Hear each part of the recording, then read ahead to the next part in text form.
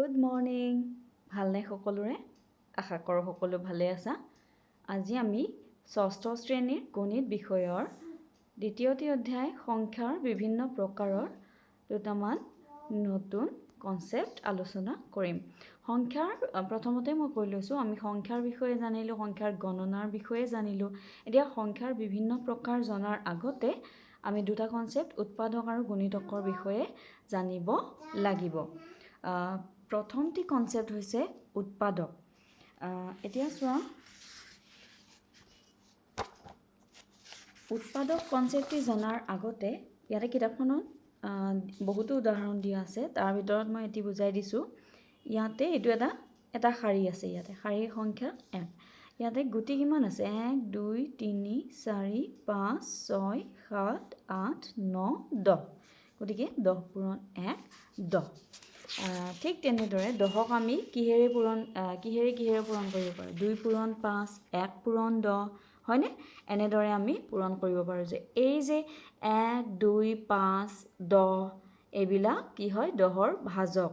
এইবিলাকক কি বুলি কোৱা হয় 10ৰ উৎপাদক বুলি কোৱা হয় ঠিক তেনেদৰে গুণিতক যদি আমি চাবলৈ যাওঁ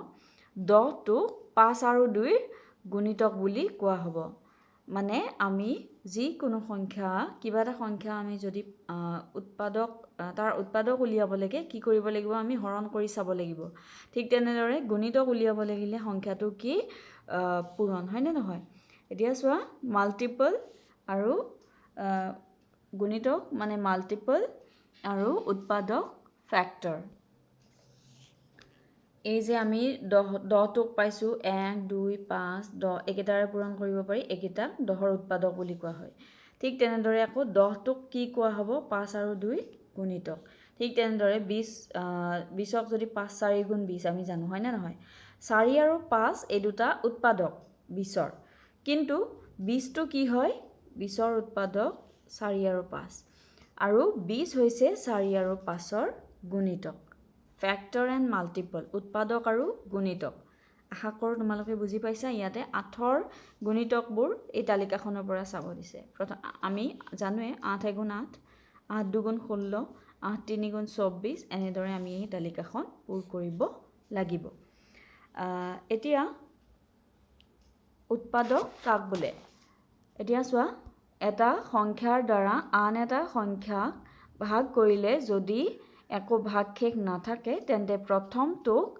দ্বিতীয়টোৰ উৎপাদক বা গুণনীয়ক ইংলিছ টাৰ্মটো হ'ল ফ্যাক্টৰ বোলে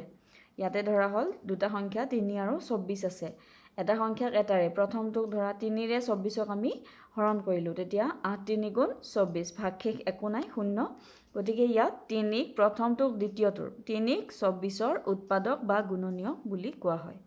ঠিক তেনেদৰে গুণিতক এটা সংখ্যাৰ দ্বাৰা আন এটা সংখ্যাক ভাগ কৰিলে যদি একো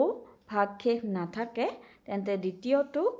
প্ৰথমটোৰ গুণিতক বোলে মাল্টিপল 3 আমি 3 ৰে যদি 24ক হৰণ কৰিছোঁ এই দ্বিতীয়টো কি হয় 24 3ৰ গুণিতক ইয়াতে ভাগশেষ একো নাই 8 3 * 24 আশা ৰাখিছোঁ তোমালোকে উৎপাদক আৰু গুণিতক কনসেপ্টটো বুজি পাইছা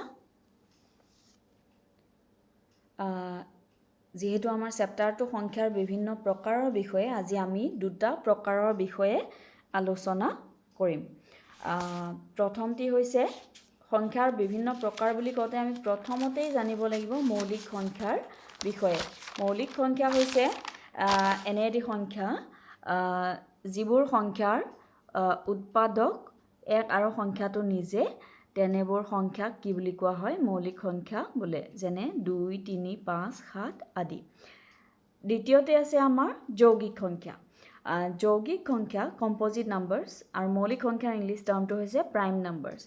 যৌগিক সংখ্যা যিবোৰ সংখ্যাৰ দুটাতকৈ অধিক উৎপাদক থাকে সেই সংখ্যাবোৰকে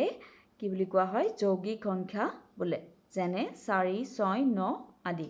এক সংখ্যাটো মৌলিক সংখ্যাও নহয় আৰু যৌগিক সংখ্যাও নহয় আশা ৰাখিছোঁ তোমালোকে চাৰিওটা কনসেপ্ট বুজি পাইছা উৎপাদক গুণিতক মৌলিক সংখ্যা যৌগিক সংখ্যা গোটেইখিনি তোমালোকে লিখি ৰাখিবা আৰু আশা ৰাখিছোঁ বুজি পাইছা ধন্যবাদ